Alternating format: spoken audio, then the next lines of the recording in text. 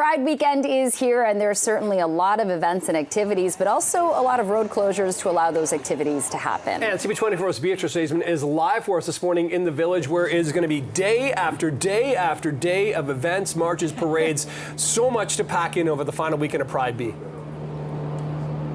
For sure, let the shenanigans begin, Nick and Jen, because today the street fair here at Church and Wellesley in the heart of the Village is kicking off. We're already seeing some of the barricades going up, and they've been up at the 519 at Barbara Hall Park as well for the last couple of days. But here's the OLG stage.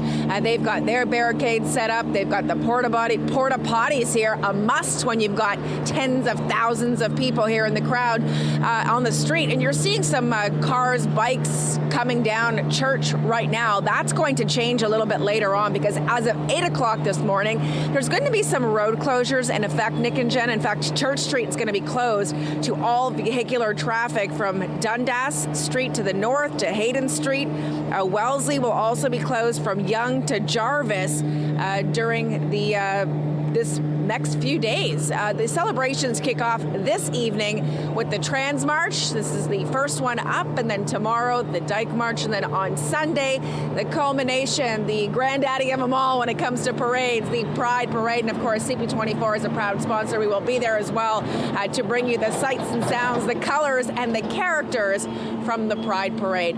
As always, Pride is always a protest, a demonstration this year, and I've heard it not only from some sources with Toronto Police, but also with Pride Toronto's executive director, who I spoke to the last half hour.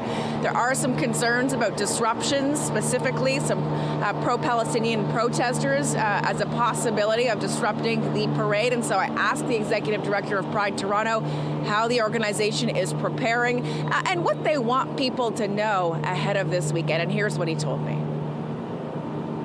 Pride is going to have been a protest, will always be a protest. Pride is also a celebration.